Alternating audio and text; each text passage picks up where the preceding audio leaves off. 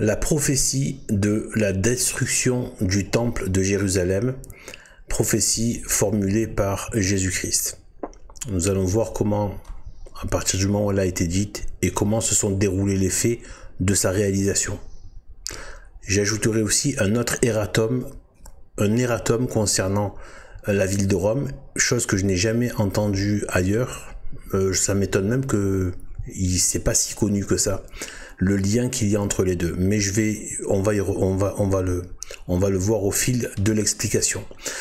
Alors la destruction du temple, donc ça se trouve donc cette prophétie de Jésus se trouve donc dans Matthieu 24, 1, 2. Là je prends cet évangile. Citation. Comme Jésus s'en allait au sortir du temple, ses disciples s'approchèrent de lui pour lui en faire remarquer les constructions. Mais prenant la parole, il leur dit : Voyez-vous tous ces bâtiments ? Je vous le dis en vérité, il n'y sera pas laissé pierre sur pierre qui ne soit renversée. Voilà, ça veut bien dire ce que ça veut dire. Si toutes les pierres sont renversées, c'est que c'est détruit. Alors les trois évangiles synoptiques, c'est-à-dire ceux de Matthieu, Marc et Luc, ont été écrits avant l'an 70, comme l'ensemble des 4 évangiles, mais de toute manière, ils avaient été connus et appris par cœur bien avant l'an 70. En l'an 70, le temple de Jérusalem a été complètement détruit par les Romains, essentiellement par le feu. Jésus l'avait prédit à peu près 37 ans plus tôt. Ce qui était à ce moment-là inimaginable.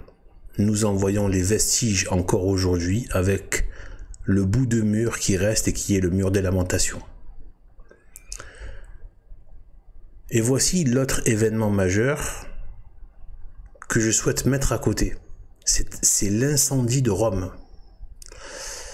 En l'an 64, Rome a été complètement ravagée par un incendie sous l'empereur très connu, Néron. Cet incendie est devenu célèbre. C'est le passage où Néron aurait chanté pendant l'incendie en admirant le feu de la ville qui brûle, quoi. Il faut savoir et c'est à ce moment-là aussi qu'il aurait accusé les chrétiens d'avoir été les causeurs de l'incendie. Voilà, donc en plus il y a un lien avec les chrétiens. Il faut savoir qu'à chaque coin de rue, il y avait un temple païen à Rome. Alors, entre l'incendie de Rome et l'incendie de Jérusalem, avec la destruction par le feu des lieux de culte, il s'est passé 3 ans seulement entre les deux, l'un en 64, l'incendie de Rome, l'autre en 70. Il s'est passé 3 ans vraiment entre les deux. Donc, entre 64 et 70, les deux villes avec les temples ont été rasées, détruits par le feu. Là, on est plus concentré sur le côté temple de Jérusalem, mais quand même, ça fait sens, Rome. Quasiment ravagé. Il restait quasiment plus rien. Comme toujours, pour mieux évaluer la grandeur de la prophétie, remettons-nous dans le contexte de l'époque, puis prenons un exemple hypothétique à notre époque, en 2 parties. D'abord le contexte de l'époque. Les apôtres exprimaient à Jésus combien magnifique et splendide était le temple de Dieu à Jérusalem. Il était solidement bâti de pierre et ancré dans le marbre, si on peut dire. Ensuite, l'exemple hypothétique à notre époque. Une supposition. Pour essayer d'imaginer, de prophétiser une chose pareille. Imaginez qu'aujourd'hui, en l'an 2025, quelqu'un vous dise ceci. Voyez-vous cette tour Eiffel et cet arc de triomphe ?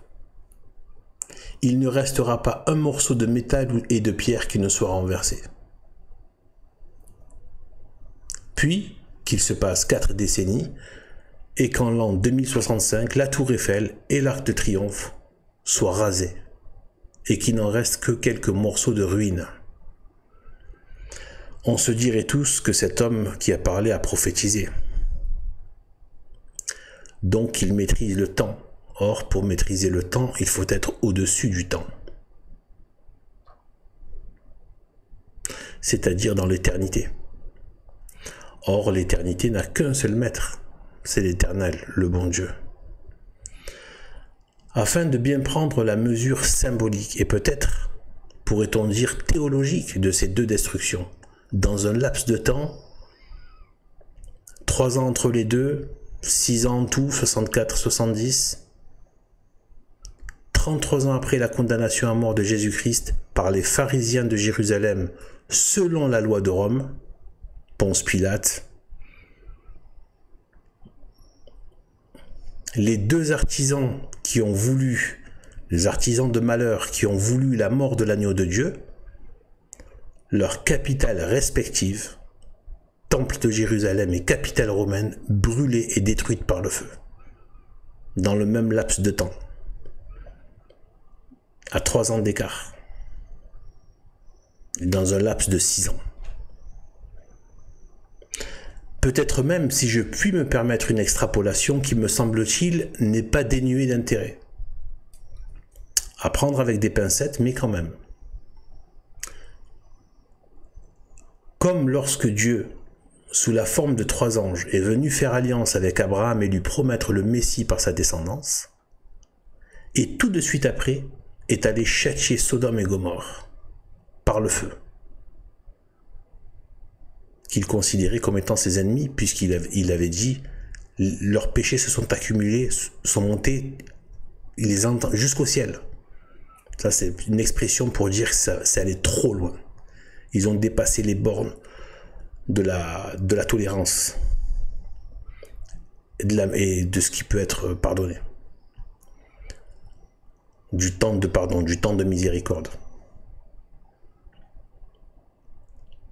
Donc, c'est la première chose qu'il fait après l'alliance, la promesse du Messie. Destruction par le feu de Sodome et Gomorrhe. De même, s'il est permis de le penser, après la deuxième alliance, avec la réalisation de la promesse faite à Abraham, en la divine personne de Jésus-Christ, nouvelle alliance et le Messie promis, Jérusalem et Rome ont été détruites par le feu peu de temps après. Voilà ce que je pouvais dire par rapport du coup à cette réalisation d'une prophétie de Jésus-Christ biblique et voilà du Nouveau Testament. Donc voilà, et bien à la prochaine prophétie, salut à tous.